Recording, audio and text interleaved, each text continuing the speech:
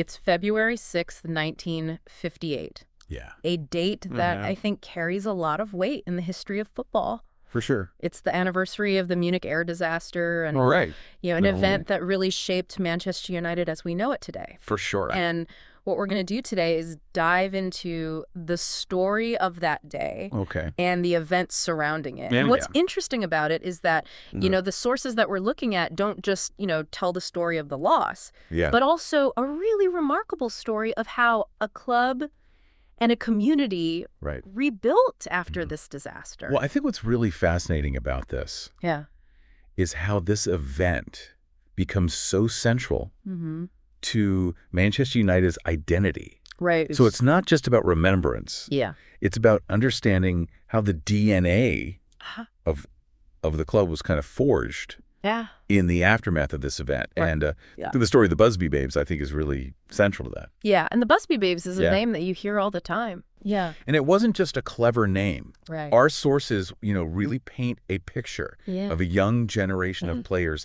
that were assembled so carefully by Sir Matt Busby. And they weren't just winning. They were playing with this really, breathtaking attacking style that was built on, quick passing, incisive passing, technical skill that seemed to be well ahead of its time.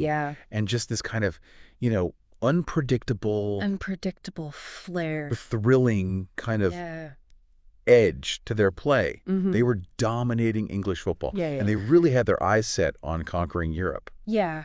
And if we think about this, in terms of the broader context of European football at the time, their ambition to succeed in the European Cup was really noteworthy. In the mid-1950s, English clubs hadn't yet established the kind of dominance in European competitions that we see today. And the Busby Babes, with their modern approach, were really at the forefront of that ambition. Yeah, and it's interesting what you're saying about them being ahead of their time, their quick passing, short passing, fluid movement off the ball. This was a big departure from what was going on in England at the time. Yeah. The more static. Yeah. The more physical style. Yeah. That was kind of prevalent. Yeah. In English football then. Yeah. And I think this tactical innovation. Yeah. Which was sadly cut short. Yeah. It really did go on to influence future generations. And this brings us to that fateful journey home from Belgrade. Yeah. That European Cup quarterfinal against Red Star Belgrade in Yugoslavia.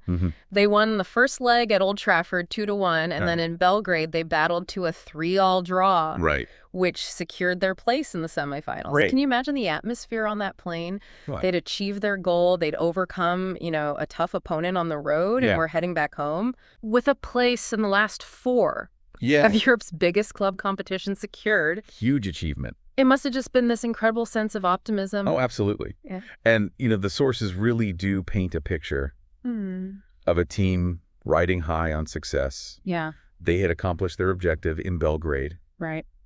And we're looking forward to the next challenge. Right. And I think, that backdrop of triumph makes the tragedy that followed all the more stark. It does. But, as they were making their way back to Manchester, there was this refueling stop scheduled in Munich. Right. And this was, pretty routine in those days. Yeah, standard procedure. For flights of that distance. Yeah, absolutely. And British European Airways Flight 609 landed in Munich. And of course, nobody knew what was about to unfold. Yeah, it was this routine stop in Munich that became the scene of a series of, escalating problems. Right. The sources detail. The initial engine trouble that led to those first 2 aborted takeoff attempts. You can only imagine that growing sense of unease among the passengers and crew with each failed attempt. Yeah. I mean, can you imagine being on that plane? Yeah. And then having to go back. Yeah. And then having to go back again. Exactly. Just this growing sense of dread. Yeah. I mean, absolutely. And then came that 3rd attempt. Right. The weather had gotten worse. Yes. There was heavy snow. It had deteriorated rapidly. It left the runway really treacherous and slick. Really difficult conditions for takeoff. Making it just so difficult for the plane to gain the speed it needed. Exactly. Tragically, the aircraft lost momentum. Yeah. It failed to lift off properly. Just couldn't gain enough altitude. And it crashed into a building at the end of the runway. Yeah. The descriptions in the sources are They're quite harrowing. Right. That struggle to gain speed on this snow-covered runway. The desperate attempt to lift off, and then that catastrophic impact. It paints a really clear picture of a tragic confluence of events, mechanical issues, adverse weather conditions. Yeah, the human cost was immense. Yeah, that was a devastating loss of life. 23 of the 44 people on board were killed, and among them were 8 of Manchester United's incredibly talented young players. Yeah, the heart of the team. It's so important that we remember their names. Absolutely. Roger Byrne, the captain. Yeah. Tommy Taylor. Mark Jones. Eddie Coleman. Yeah. David Pegg. Liam Whelan. Billy Whelan. And, of course, Duncan Edwards. And Duncan Edwards, who tragically survived the initial crash. Right. But then died from his injuries 15 days later. Yeah, one of the most promising young players in the country at the time. But it wasn't just the players. No. There were 3 club officials. Dedicated club staff. Dedicated club officials who also lost their lives. Yeah. Several journalists. Who traveled with the team regularly. Who covered the team regularly. Yeah. And, of course, members of the flight crew. Absolutely. So it really, emphasizes how profound an impact this had. Yeah, the sources really highlight the far-reaching consequences of the crash. On the whole football community and beyond? Yeah, it wasn't just the loss of this generation of footballers.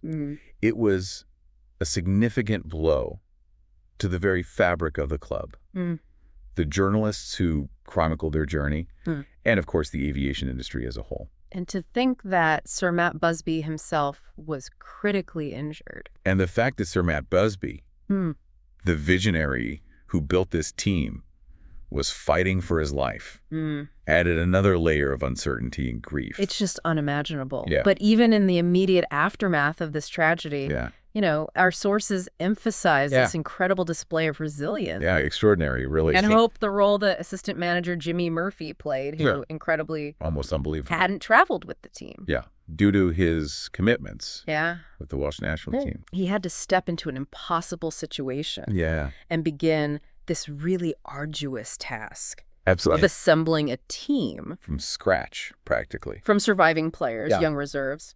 Players who hadn't yet broken into the first team. And even some players who were brought out of retirement? Yeah, a real mix of experience and youth. And what they achieved that season is just astonishing against all odds. It's hard to comprehend. They reached the FA Cup final. Yeah. Ultimately, they lost to Bolton Wanderers. Right. But just getting there was such an incredible testament to the spirit of the club. Absolutely. This determination to carry on in the face of unimaginable loss. I think that immediate response speaks volumes about the deep-rooted culture and infrastructure that Sir Matt Busby had instilled at Manchester United, even with this devastating loss of talent. The club found a way to persevere, fueled by a sense of duty to those who were lost and a determination to honor their memory. Right. Reaching the FA Cup final under those circumstances was such a powerful symbol of that unwavering spirit. And then, of course, there's the inspiring story of Sir Matt Busby's return after months of grueling recovery. It was a long road back. He came back to manage the club. The sources really highlight his incredible determination to rebuild. Yeah, an incredible display of resilience. Not just a team, but to recapture the spirit and ambition of the Babes. It was about more than just tactics and formations. Yeah. It was about rebuilding the soul of the club. He built a new side around survivors like the iconic Bobby Charlton. A true legend of the game. And nurtured these extraordinary talents of emerging stars like George Best and Dennis Law. Another incredible talent. It's an unbelievable testament to his resilience and his vision. I think Busby's return and his unwavering commitment to rebuilding the club is a truly inspirational chapter in football history. It speaks to his deep connection with Manchester United and his unshakable belief in its future, even after experiencing such profound personal and professional loss. And the challenges that he faced in, scouting, developing, and, mentally preparing a new team after this trauma. That must have been immense. Must have been immense. Yeah. And, that rebuilding culminated in one of the most symbolic moments in Manchester United's history, 10 years after the Munich disaster. A decade late. In 1968. Yeah. The club became the first English team to lift the European Cup.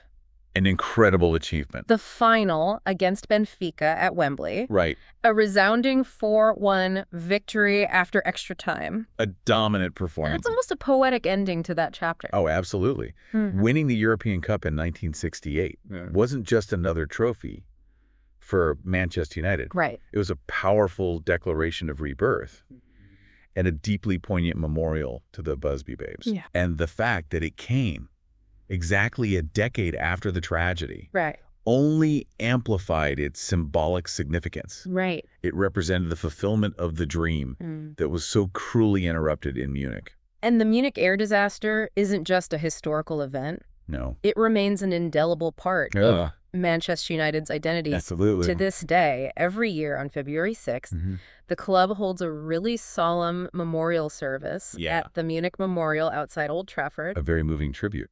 And the singing of the Flowers of Manchester. Such a powerful and poignant tradition. It's just such a deeply moving tradition. Yeah, ensuring that the memory of those who were lost continues to resonate through the club. And that annual act of remembrance, I think, is so crucial to how Manchester United maintains its connection to its past. Yeah. The Flowers of Manchester has become an anthem of remembrance.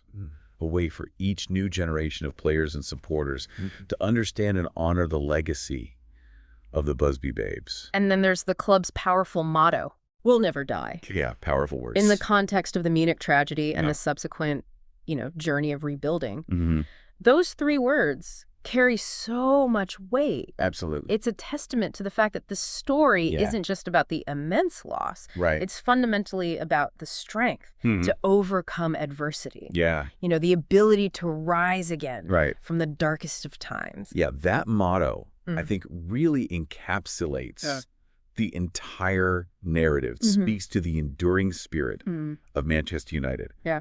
And the remarkable way in which the club transformed unimaginable tragedy into a source of profound resilience and enduring motivation. Right. It's a message that resonates far beyond the world of football. So as we conclude this deep dive into the Munich air disaster, I think it's clear that the Busby Babes are far more than just a team from the past. Right. They remain such a vital part of Manchester United's very soul.